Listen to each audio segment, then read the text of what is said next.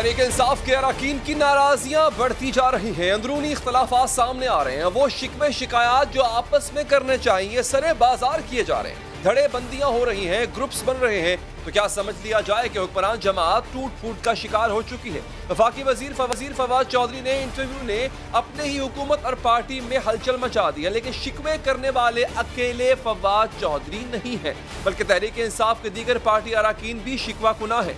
मेंबरान assembly भी शिकायत कर रहे हैं, अपनी ही हुकूमत पर उंगलियां उठा रहे हैं। PTI के अरकान असम्बली वफाक और पंजाब में अपनी ही हुकूमत पर बरस पड़े। फैसलाबाद से तहरीक इंसाफ के रुकन कौमी असम्बली राजा रियाज ने शिकायत की है कि मौजूदा हुकूमत में मुंतखब अरकान की तजलील की जा रही है। ऐसा ही शिकवा एक और रुकन कौमी असम्बली ख्वाजा शराज ने भी किया। वो कहते हैं कि मुंतखब अरकान की मौजूदगी में गैर मुंतखब मुशीर ऐवान की कार्रवाई चलाते हैं। ताफ करप्शन खत्म करने के वादे पर वोट लेकर आई थी, लेकिन रुकन कौमी असम्बली ख्वाजा शराज ने करप्शन बढ़ने का इंकशाफ किया। उन्होंने कहा कि उनके इलाके में जिला काउंसिल का रुकन और गांव का नंबरदार एहसास प्रोग्राम से 12,000 ले रहा है। करप्शन बढ़ने का इंकशाफ या एतराफ राजा रियाज भी करते हैं। वो कहते हैं जो करप्शन पहले 10,000 रुपए की होती थी, तहरीक इंसाफ हुकूमत आने के बाद से वो 30,000 रुपए पर पहुंच चुकी है। गुज़िश्ता रोज कौमी असम्बली के इजलास में तहरीक इंसाफ के ही एक और रुकन रियाज मजारी भी बोल पड़े थे। उन्होंने कहा था कि उनकी तहसील में अमन व अमान खत्म हो चुका है, कोरोना टेस्ट की भी कोई सहूलत नहीं है। हमारा तहसील है, बिल्कुल उधर कोई लॉ एंड ऑर्डर नहीं है। अपना एक साथी दोस्त उसके कुछ 60 भैंसे ले गए हैं, अभी तक वो बेचारा जलील होता फिर रहा है और उसने हमें छोड़ दिया है, हमारी पार्टी को छोड़ दिया। उसने इसलिए छोड़ दिया कि भी वो हमें कहता है या आप नाअहल हैं या आपकी हुकूमत में दम नहीं है। अप्रैल में तहरीक इंसाफ के रुकन कौमी असम्बली और जमात के बानी रुकन नजीब हारून ने तो कौमी असम्बली की रुकनियत से इस्तीफा दे दिया था। अपने इस्तीफे में उन्होंने लिखा था कि हुकूमत में आने के बाद कराची और अपने हल्के के लिए कुछ न कर सका। डॉक्टर आमिर लियाकत हुसैन जो MQM से तहरीक इंसाफ में शामिल हुए, वो भी नजरअंदाज किए जाने का शिकवा कर चुके हैं। इन्हें शिकायत रही है कि अहम मुलाकातों में इन्हें शामिल नहीं किया जाता। यही नहीं नाज़रीन, PTI सिंध से ताल्लुक रखने वाले 7 अरकान कौमी असम्बली का एक नाराज ग्रुप भी सामने आ चुका है। 16 जनवरी को कौमी असम्बली इजलास में तहरीक इंसाफ के 3 अरकान असम्बली ने अपने ही वजीर आला वजीर अली जैदी के खिलाफ एहतजाज किया था। मैं ये कह रहा हूँ कि ये मेरी टिकट के सपोर्ट के लिए आते थे, नाराज क्यों हो रहे हैं? आप तशरीफ रखें प्लीज, तशरीफ रखें प्लीज। नहीं इस तरह नहीं, बस वो खत्म हो गया। और इनकी नाराजी पर वफाकी वजीर अली जैदी ने कहा था कि वो नाराज होते हैं तो भले होते रहे, मैं इस्तीफा नहीं दूंगा। इंसाफ के रुकन सूबाई असम्बली एजाज खान भी अपनी ही हुकूमत की नाअहली पर फट पड़े थे। एक वीडियो सामने आई थी जिसमें एजाज खान अपने हल्के के लोगों के सामने इजहार शर्मिंदगी कर रहे थे। कह रहे थे हुकूमत की ये सूरत हाल है कि अस्पताल से 400 रुपए की दवाई नहीं मिलती, पुलिस के अफसरान भी रिश्वत लेते हैं। बहावलपुर से तहरीक इंसाफ के सीनियर रहनुमा रियाज खान नाजी ने भी शिकवा किया था कि तहरीक इंसाफ में ओहदे उनको मिल गए हैं जो पैराशूटर हैं, नए पार्टी में शामिल हुए। एक जानिब तहरीक इंसाफ पर तनकीद करने वाले पार्टी अरकान असम्बली की एक बहुत बड़ी तादाद है, दूसरी जानिब गुज़िश्ता रोज मंजर आम पर आने वाले इंटरव्यू के बाद फवाद चौधरी को बुरा भला कहा जा रहा है, उनके इस्तीफे का मुतालबा किया जा रहा है। इस वक्त PTI को बहुत से चैलेंजेस का सामना है। एक तरफ उसने वो वादे पूरे करने हैं जिनकी बुनियाद पर वोट दिए थे, दूसरी जानिब अपने अंदर इत्तेहाद भी बरकरार रखना है। बात करेंगे नाज़रीन, साथ एक ऐसे ही नाराज रुकन मौजूद हैं जिनका मैंने पहले जिक्र किया। जितनी उम्र नाज़रीन इस वक्त PTI की है, उतना ही साथ यानी 22 साल तक वो PTI के साथ रहे और अभी भी हैं।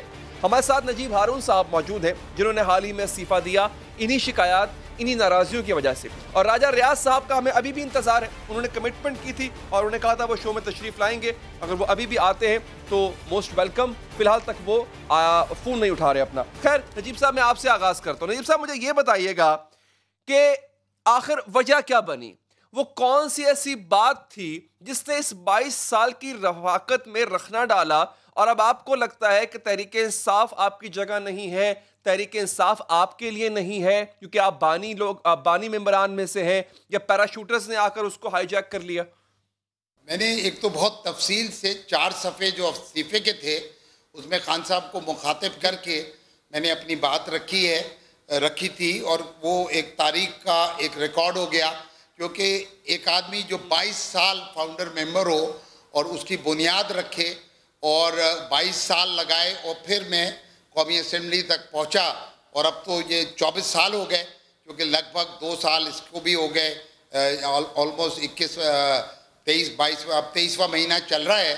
तो जो हमारा जो फंडामेंटल चीज़ थी वो यही थी कि पाकिस्तान के अंदर जो सियासी पार्टी और सियासी ढांचा मौजूद था, जिसमें से हमारे ये दीगर दोस्त जो हैं, चौधरी साहब भी हैं, राजा रियाज साहब भी हैं, ये उस पुराने सिस्टम का हिस्सा रहे थे। और ज़ाहिर बात है कि ये वहाँ से बदजन हो के या बाद में जो भी वजूहात रही हों ये आए, लेकिन जो तरीके इंसाफ बनने की वजह, जो बुनियादी वजह थी वो ये थी कि जो उस वक्त की सियासी ढांचा था पिछले आप समझ लें 25 साल का, जिसमें पीपल्स पार्टी भी थी, नून लीग भी थी और कराची के या अर्बन सिंध के हवाले से MQM भी थी। क्योंकि खान साहब ने जो बात कही और जो पार्टी ने भी कबूल की और सारी, वो ये थी कि हम मकसद पे कॉम्प्रोमाइज़ नहीं कर रहे और मकसद तक पहुंचने के लिए कॉम्प्रोमाइज़ था। तो उसमें ज़ाहिर बात है कि जो बुनियादी मकसद था, क्योंकि वज़ीर आज़म की कुर्सी पे तो हर वक्त हर दौर में कोई ना कोई बैठा हुआ था, और जहाँ मैं पहुँचा कौमी असेंबली में, वहाँ पर भी ये कुर्सियाँ कभी भी खाली नहीं रही, इनको कोई ना कोई बैठा हुआ गरमा रहा था तारीख के अंदर ना।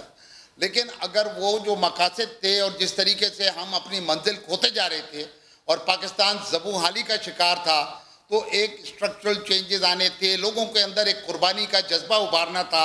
और मेरे जज्बात जो थे वो आप इससे अंदाज़ा लगाएं कि मैं पहली दफ़ा कोई 63 साल की उम्र में 2 साल पहले जब कौमी असेंबली का रुकन बना, तो मैंने पहले महीने में ही कौमी असेंबली के स्पीकर को ख़त लिखा कि मैंने पाकिस्तान के ख़जाने को अपने हक़ से दस्तबरदार होके शजर ममनुआ अपने लिए बनाया कि ना मैं तनख्वाह लूँगा, ना अलाउंस लूँगा, ना मैं पार्लियामेंट्री लॉज लूँगा। अब ऐसा क्या हो रहा है तहरीक इंसाफ में जो नजीब हारून को गरां गुजर रहा है, उनकी तबीयत पर बार है? क्या करप्शन हो रही है? क्या नाअहली है? क्या पाकिस्तान की ज़बू हाली की जिम्मेदार है मौजूदा हुकूमत? वजह क्या है? देखिए, क्योंकि ये कप्तान का जब आप टीम में खेलें तो ये कप्तान का हक होता है, उसका इस्तेकाक होता है कि वो प्लेइंग 11 में किस किस को रखे। तो खान साहब ने ज़ाहिर बात है ये तय किया कि अच्छा भाई, ये जो लोग हैं, जो भी काबीना बनी, जिम्मेदारान बने, चीज़ें हुई, उसमें जिसको चुना हमने बहुत ही खुशदिली के साथ कबूल किया और वो उनका हक, उनका इस्तेकाक था, उन्होंने इस्तेमाल किया। लेकिन अगर टीम जीत रही हो तो फिर तो चलो, जो स्टेडियम में बैठा हुआ है, जो पवेलियन में बैठा हुआ है, वो भी सेलिब्रेट करेगा कि अगर वो जो मकासद हासिल हो रहे हों।